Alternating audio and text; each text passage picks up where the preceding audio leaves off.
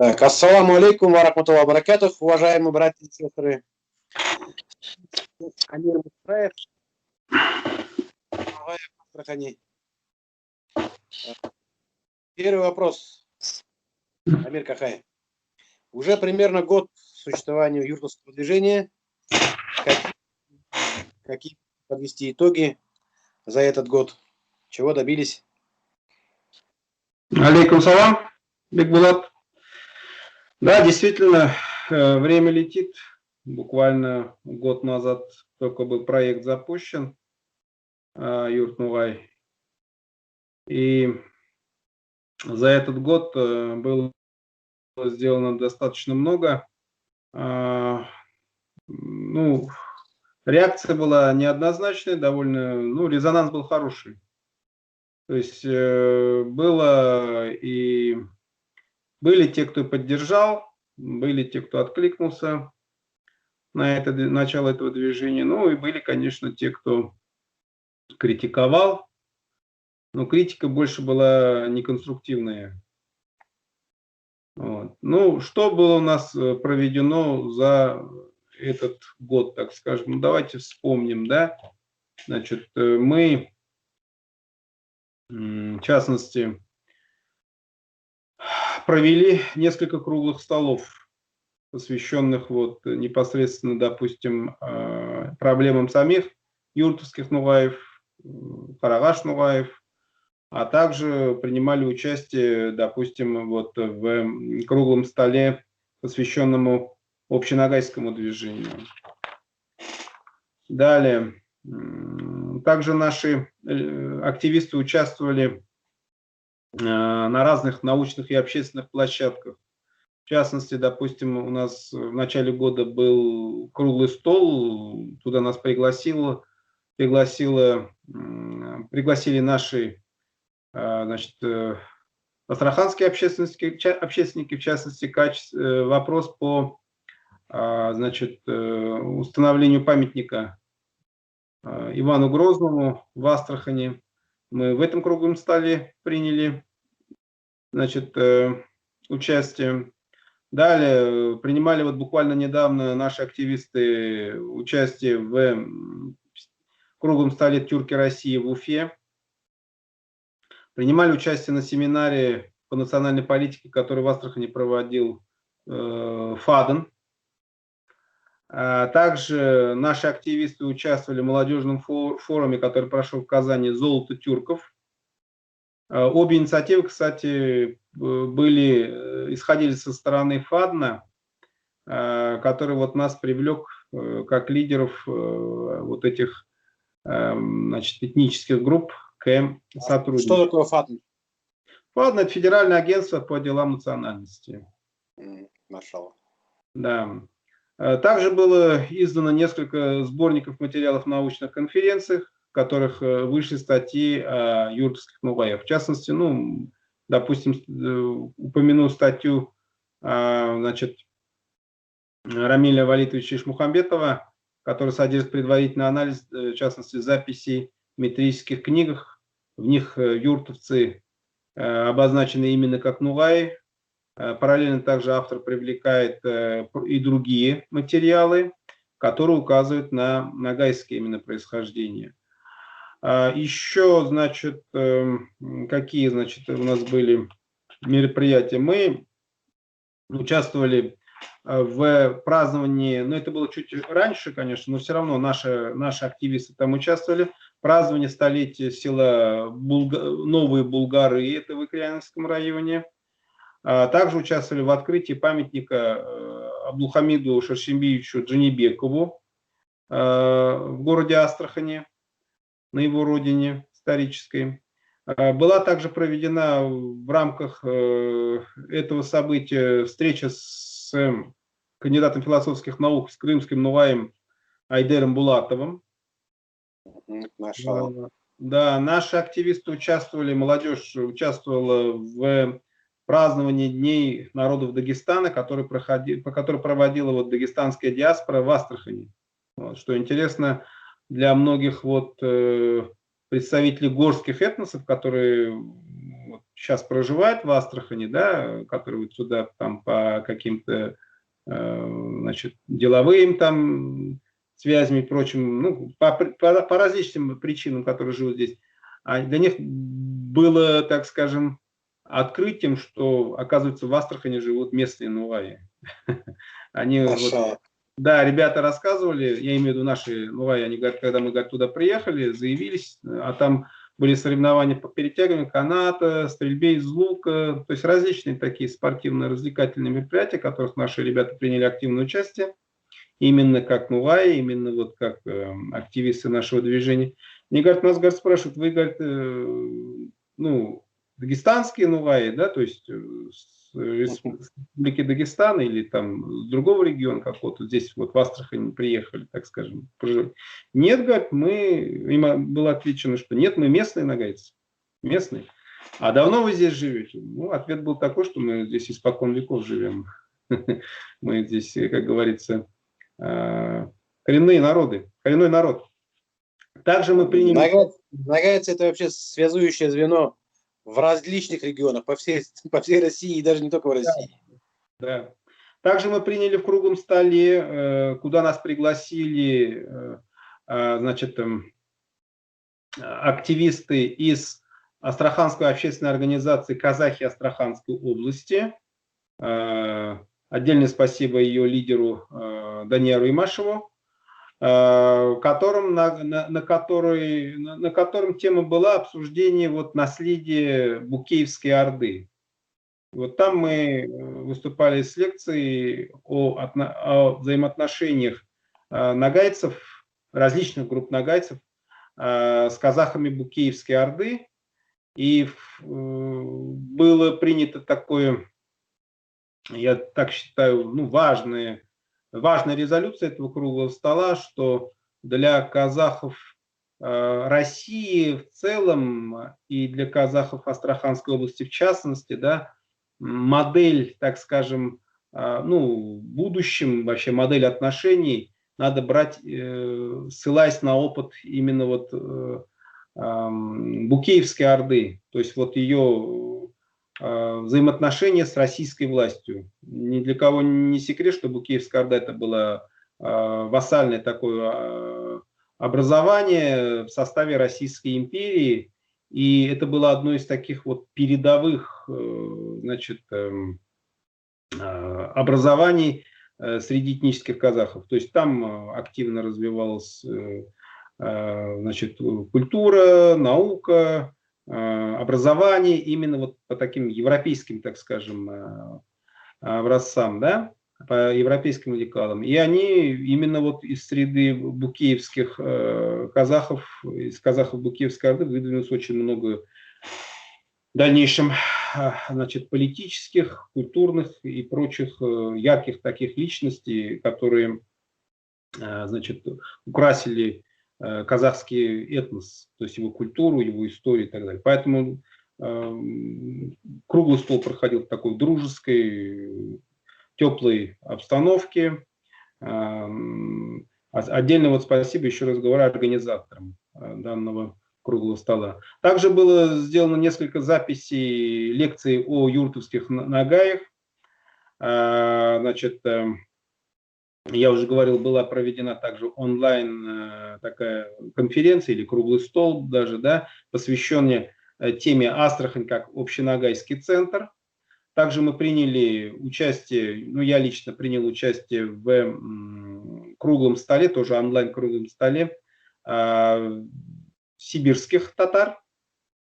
И, значит, у нас сейчас вот активно осваивается еще одна такая площадка в Астрахани. Это мы проводим мероприятия, которые вот в домах дружбы, в Доме дружбы, который у нас вот открылся в Астрахани, да, который нам предоставили, не только нам, а вообще всем, значит, организациям, общественным организациям, которые представляют различные этнические, значит, сообщества нашего края, предоставила наша областная администрация. Это Дом дружбы. довольно такая хорошая площадка, там у каждой общественной организации есть свои определенные дни, часы, когда они могут там совершенно бесплатно собраться, там провести, например, какую-то лекцию, записать там песню какую-нибудь, да, все это, есть там определенные квоты, которые вот, позволяют вносить определенную лепту для возрождения, сохранения нашей вот национальной культуры. И также наши активисты, наши делегаты даже, так скажем, приняли впервые, кстати, в истории в общеногайском таком проекте или движении, как Совете старейшин ногайского народа. То есть они участвовали в съезде, которым была вот эта организация учреждена. То есть голос делегатов юртовских нугаев тоже был там, так скажем, учтен. Ну, что-то я мог и пропустить. Да, буквально вот недавно наш уважаемый тоже активист Ильдар Хазрат Даиров участвовал в конференции, посвященной богословскому наследию мусульман России в Болгарской исламской академии, это в Татарстане, в городе Булгаре, где он выступил с докладом об Абдрахмане Умерове, как его личность, как вот таком вот, значит, просветителе из Карагаш-Нугаев. То есть там была, значит, раскрыта вот эта тема, и там впервые вот в таком вот, на таком уровне было заявлено, что действительно Абдрахман Умеров – это этнический Карагаш-Нугай. То есть он никакой не татарин, то есть и так далее, а именно Нугай. В частности, как по заявлению самого выступавшего, никаких, так скажем, каких-то вот претензий к нему по его лекции, какой-то критики такой не было. То есть выслушали, задали вопросы определенные, да, по теме. Все проходило в такой довольно интеллигентной, культурной обстановке. Что за Булгарская академия-то? Это бывший, вот, как сказать-то, столица это или один из главных городов Волжской Булгарии, который вот находится сейчас на территории Республики Татарстан. Это вот такая археологическое, во-первых, место важное, да, историческое. Ну и согласно вот традиции считается, что предки современных казанских татар, волжские булгары, в 922 году приняли ислам в качестве государственной религии. И вот недавно буквально вот в этом месте была открыта вот, значит, Исламская академия, где готовят уже таких вот, ну, знатоков, так скажем, улемов. Машалла, молодцы. А булгаристы это, да, получается, что ли? Это же движение практически противодействует татаристам, нет? Булгаристы это чуть-чуть другое. Это, так скажем, это движение среди активистов тоже этноса казанских татар, да, которые выступают за то, что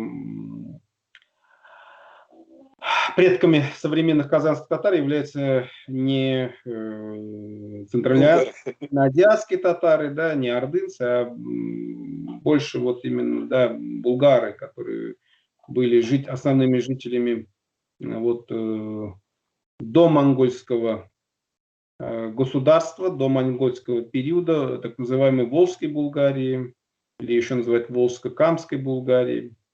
Вот. А здесь просто вот, ну, можно так сказать, одинаковые, как бы, однокоренные слова. Булгар, Великий Булгар его раньше называли, этот город. Это от названия именно этого места исторического. Я понял, да. Да, которое вот было уже, по-моему, разрушено во времена нашествия Батыя, потом оно, по-моему, было восстановлено какое-то время. Булгар был даже, по-моему, летней этой ставкой или Батыя, пока он вот не основал здесь в низовьях Волги уже столицу, будущую столицу Орды, Лусу-Джухи-Сарай, Аль-Махруса. Вот. А потом, по-моему, этот город был уничтожен уже во время нашествия, если не ошибаюсь, Тамерлана, хромого Тимура в 1395 годах. После этого он, по-моему, уже не восстановил свое былое величие. Вот сейчас, отдавая дань памяти своим предкам, руководство Татарстана совместно с духовным управлением мусульман, да, где-то вот не то в прошлом, не то позапрошлом году вот там открыли вот эту духовную, вот эту академию. Угу. Вот вы в самом начале речи говорили о том, что критика идет, но не сказали откуда. Извне или изнутри? То есть сами Юртус критикуют или критикуют извне, как говорится? Извне, конечно, точно критикуют 100%. Ну, если изнутри критика. Что я хочу сказать? Вообще, в Астраханской области, так скажем, между традиционно здесь проживающими народами, а у нас здесь традиционно проживает, исторически так сложилось, где-то 5-6 этносов. Это русские, это казахи, я иду по численности, это вот татары, нагайцы, калмыки, туркмены. Да? Ну, еще сюда можно отнести украинцев, но они живут севернее нас, немножко в северных районах, вот, северных и центральных районах Астраханской области.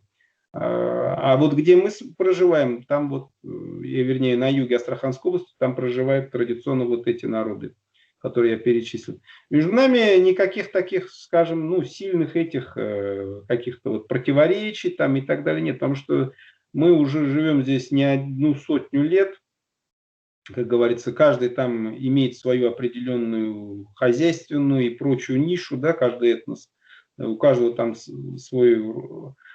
своя там определенная традиционная форма хозяйствования, да, вот. И, ну, ни для кого не секрет, для русских мы все нагайцы, мы татары.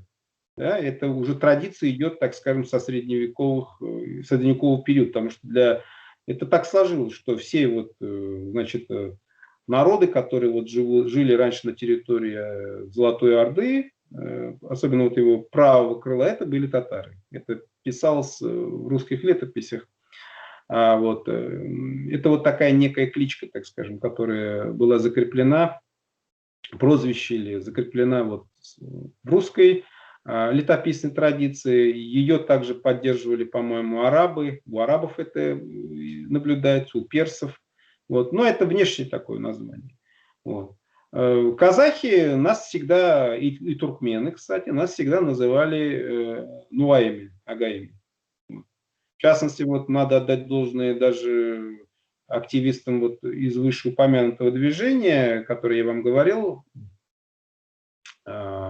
казахи Астраханской области, да, общественная организация, да, казахи Астраханской области. Они тоже, кстати, проводили определенные круглые столы, посвященные там уже истории самих казахов. Там тоже, кстати, поднимался этих казахов Астраханской области. Там поднимался вопрос, а кто вот такие вообще вот юртовцы, карагаши, да, кто они, татары или нагайцы. Они четко там сказали, что к татарам они никакого отношения не имеют, потому что по, значит, так скажем, еще вот с тех времен, когда их деды, прадеды были живы, да, то есть они уже четко знали, что это никакие не татары, это нуаи, нагайцы. Вот. То есть они нас позиционируют как нагайцев, как нагаев. То же самое надо сказать про туркмен. Туркмены живут у нас в Астраханской области в двух селах, это Фунтово и Атал. Они никогда своих соседей, вот из таких сел, например, как Иксатово или Осыпной Бугор, это юртовские села, они самые ближайшие к ним, они их никогда татарами не называют, они их называют нуаями. До сих пор. Вот. Среди татар именно вот потомков переселенцев, которые вот сюда переехали в конце 18, 19, 20 веке, Среди них тоже со Среднего Поволжья, это потомки вот переселенцев с казанских татар и мишар. Среди них тоже на таком бытовом и прочем уровне вот это понятие татарин и нугай активно используется, потому что они всегда говорили, что да, мы отличаемся, вы не татары, вы нугай.